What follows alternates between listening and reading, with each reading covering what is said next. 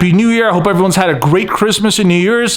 2021 is going to be a very exciting year. One, especially, is going to be the RS3 VR6 swap here. First in the United States, first in the world in an AV RS3, and we're really, really excited about it. We're going to be making some progress on this build today. As you guys saw on Instagram, we ended up making and putting together this little 5-inch 90 and adding a little extension on, just kind of tacked it in there in the corner.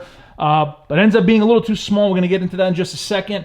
We ended up finishing the route of the intercooler piping, going from the intercooler in the front of the car, going up around the transmission, adding a couple of the HD clamps / couplers from Vibrant, going to the compressor cover. We still need to do about 1.5 feet on the bottom, going up to the throttle body.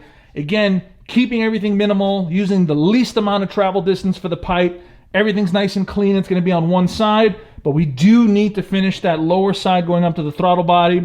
And we actually have some ideas for the intake going into the integrated engineering carbon box. So instead of a 5-inch tube, we're going to be upgrading to a nice 6-inch tube that we're going to be cutting up and fabricating here on today's episode. And then instead of a silicone coupler, we're going to be using this beautiful Beskar Vibrant HD clamp. It's humongous. It is absolutely humongous. And again, is it necessary? Is it required? Do you have to use that kind of style clamp on just an intake? There's no pressure on that side. No.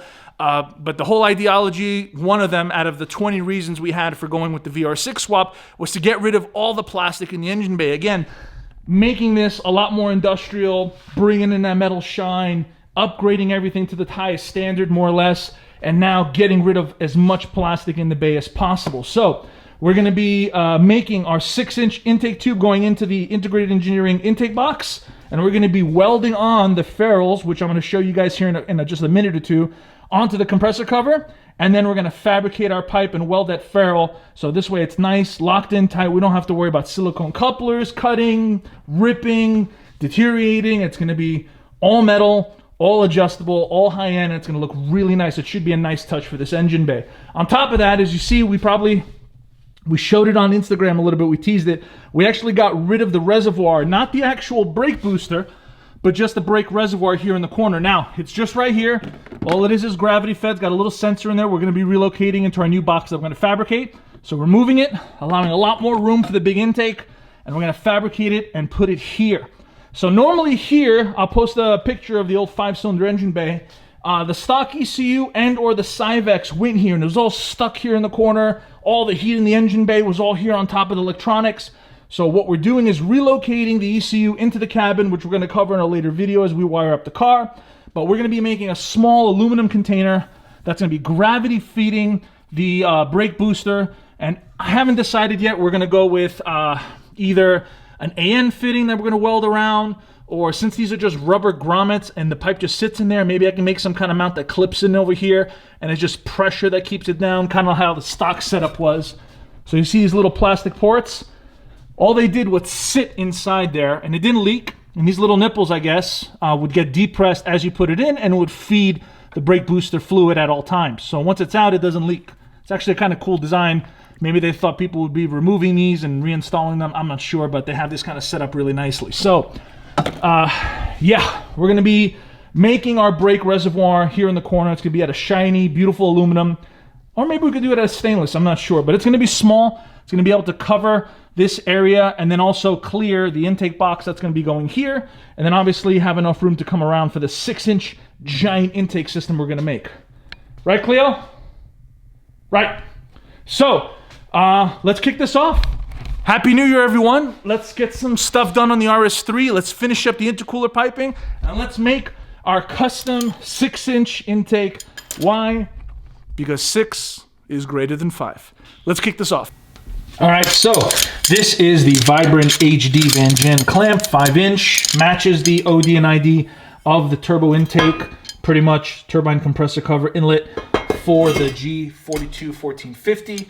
I'm going to show you guys how this comes apart. For those of you guys that are unaware of these kind of clamps, these kind of couplers, quick release, all right, just a simple pin, comes apart, all right. You're going to have your sealing band on the inside, okay. Usually these two parts here, all right, will have O-rings on the inside of these grooves, and then this part goes over them, and either side would be the side of your pipe pretty much. And the cool thing about this is if you install this right, let's say if it's for boost piping, pressure piping, these actually allow to kind of articulate, which is really nice. 12 to 13 degrees worth of movement. And the kind of cool thing about what Vibrant has done in the last few years, they've upgraded these. So instead of these being cast aluminum, people complain about them breaking apart, not really installing them correctly too, they machine these out of billet. So these are all properly machined out of billet, really strong material. And then on top of that, again, these are meant to allow some kind of play and movement, which is nice.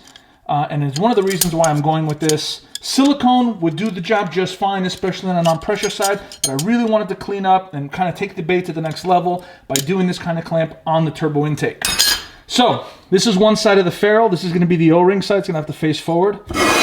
So essentially what I'm going to do is sit it here, all right, and it matches perfectly. And it sits really nice. Now I haven't wire wheeled any of the aluminum here. It's pretty clean already, but I'm gonna wire wheel a little bit just to get a little bit more cleaned off on the side, just to make sure we get a nice clean aluminum weld, as I did for this 90 that I welded onto the compressor cover, and this ferrule fitting for this 3-inch Vibrant Van Jan that goes on the HD clamp. So yeah, let's get to it. I'll show you guys some time-lapse footage of me cleaning this up, prepping it. For those curious, I am using a Vulcan ProTig 205. I got a couple different tanks, one for the MIG. I ended up picking a spare tank for purging on stainless and steel. And then we have the tank that pretty much drives this, and we can weld aluminum, steel, and so on and so forth on there. But and for those curious, I am using a lot of the Furic cups, upgraded to the CK Worldwide torch and cable, which is super light. It's super awesome. I'll put the link for those parts as well for those of you guys that are interested. But let me just say this. Learning and picking up this welding stuff, if you have been following us on Malaka Motorsports and my personal Instagram page on Malaka Lorian, which I'll link here, is probably one of the best things I should have done a decade ago. I always hesitated learning, especially something like this new. I thought I'd never be able to get it. And now we are able to weld and install and make whatever we want here, you know. It's kind of cool to be able to make a lot of this stuff, the intercooler piping. Now, we're not skilled enough yet to make turbo manifolds yet or anything, but the downpipe system, which is not yet complete, we got to finish up that route going out to the back of the car. The wastegate dump, the intercooler piping, that's all us here. We're building it here from scratch, trial and error. The intercooler mounts we built here, as you guys saw in one of the last episodes. Anyway, back to this. Let's install this. Let's get this all cleaned up. Let's clean up the back side of the ferrule, wipe it down, make sure there's no burrs on it, and then we'll start tacking this up and welding it. You stole my heart of gold after my silver soul. Can you dig any deeper now? I gave you all I own, put you on this golden throne, but I'm a little stronger now. You cashed in on my promises, you know I'm too generous. Now I've learned to never help you out, 'cause I'm done cleaning up your mess. We did it. A little bit hard here. Thank God I had a flex head. I upgraded to the CK flex head, so I'm able to flex this all around, and I was able to get into these really tight corners. If there's a better way to do it, let me know. I know they make micro TIG torches that do this kind of stuff that's really small and fits in these tiny places, but with a regular 18-17 torch, I was able to get into these right here and just kind of feed the wire, and then I try to do my best to try to keep it as aesthetic as possible with the beads. I'm starting to get really confident, a lot more confident than I was with aluminum before, so it's coming out a little bit better. Here, that's my makeshift rig right there. Again, some stainless bits that I made as stand-up pieces. This thing has been a lifesaver. This little, looks like junk, but I'm telling you, these things holds up a bunch of stuff. Oh, and then I use the Furic torch kit, which is really nice for either stainless or aluminum and the other stuff that I do. But she's on there, guys, and I think we did a hell of a job. I think it came out really nice. I mean, the professional welders that watch, if you guys are watching this channel, you guys tell me how I did. Can't really see it from the inside, as it's really thick aluminum underneath where it's kind of mating, but I I added a good amount of material all the way around. As you can see, this little stop and starts, stop and starts. You tell me, was I too hot, too cold? I was roughly around 130 amps. Frequency is about 120, 125. Again, once I started getting into these little tight areas, started getting a little tricky. But I started taking my time, standing this up, and just stopping, and then going, starting and stopping, pretty much till I, was pretty much sealed up. So she's on there, guys, and the compressor is pretty much done. There's no more welding we're going to be doing to this bad boy for the foreseeable future. Hey, that this is probably the coolest thing and probably the best thing I ever bought for welding here at home.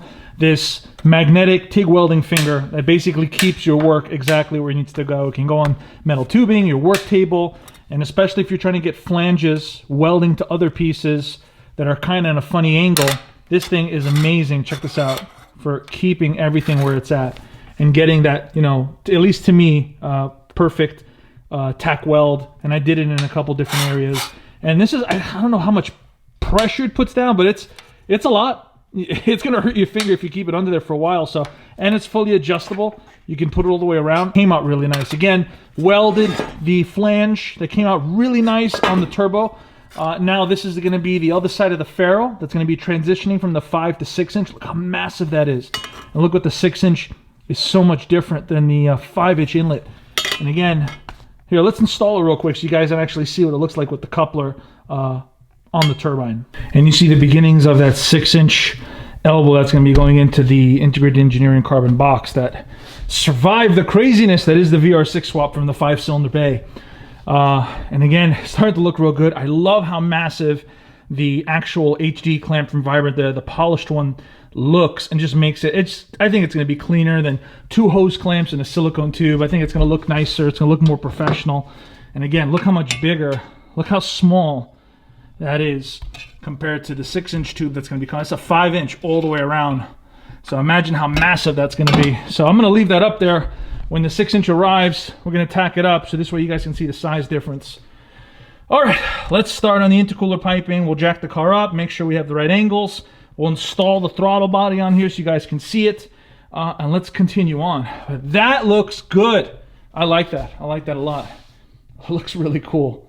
To make the last bit of pipe, ran into a small problem as the angle that's pre-built into the 034 intake manifold for the A3s doesn't exactly quite fit the RS3 perfectly. The angle's a little bit off. I actually need more of a curve, like 2 or 3 degrees over than what it's currently set at, and it's bolted in.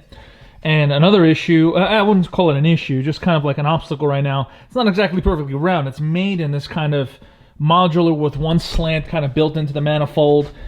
So what I'm going to be doing is I removed it, cleaned all the looks like gasket maker, and looks like somebody, whoever had the manifold before me, because I bought this used about 50 pounds worth of thread locker on the inside of these tiny little bolts that were in there. I had to drill a couple out, and then the other ones, they were a pain in the butt. But what I'm going to do is I'm going to kind of get the angle that I needed, all right, which is literally right there. It's going to be a preset angle, so this way it fits in the bay. And then what I'm going to do is I'm going to grind the groove out on each corner, and I'm going to weld this sucker, because I can't really bolt, and I don't feel like tapping new holes here and bolting it, then using thread locker or like gasket maker to seal this up. It's basically going to stay in the angle that it's at, and plus we have the welder here. I'm able to modify a lot of this stuff I have already for the RS3, so might as well just cut, grind, weld whatever I need it, so this way it can fit the application to what I want. I've become a little stronger now, a little stronger now.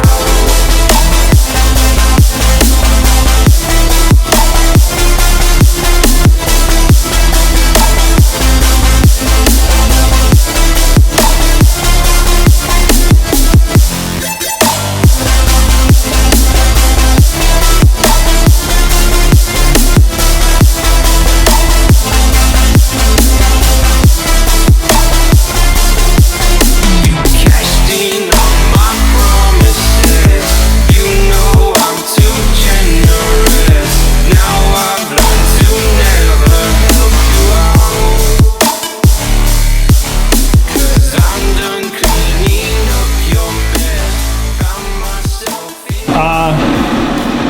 That was a bit hard to weld. I ended up disassembling that edge, finding the right angle for the bay, and then seam welding it all the way around, and then actually doing the runners as well.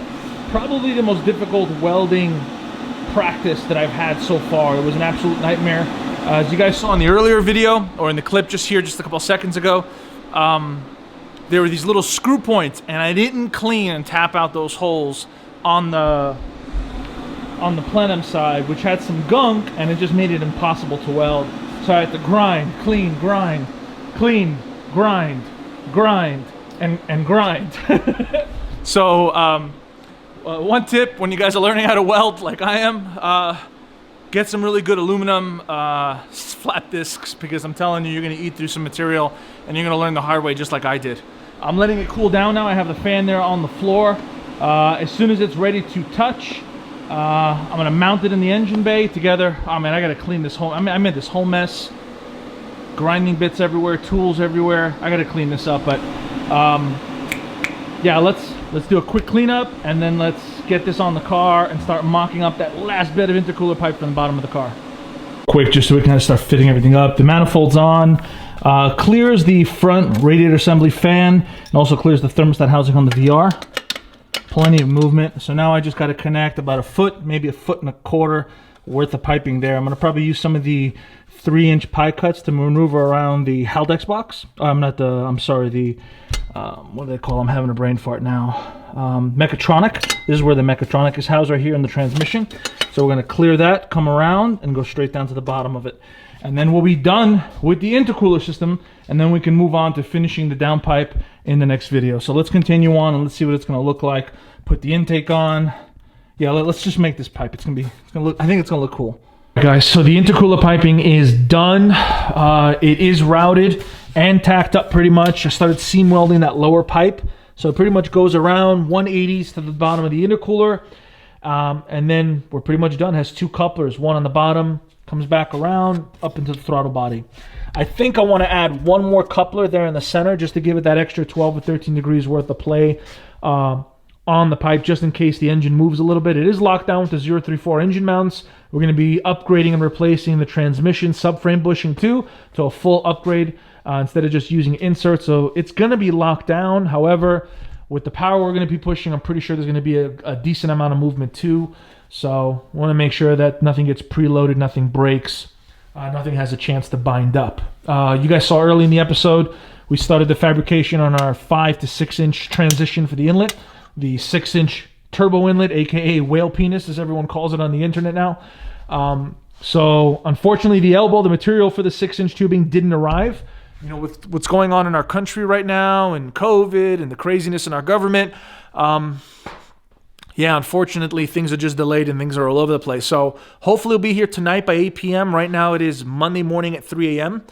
It was supposed to be here Friday, so I was hoping to have it done with the carbon box. You can show you guys the 6-inch intake.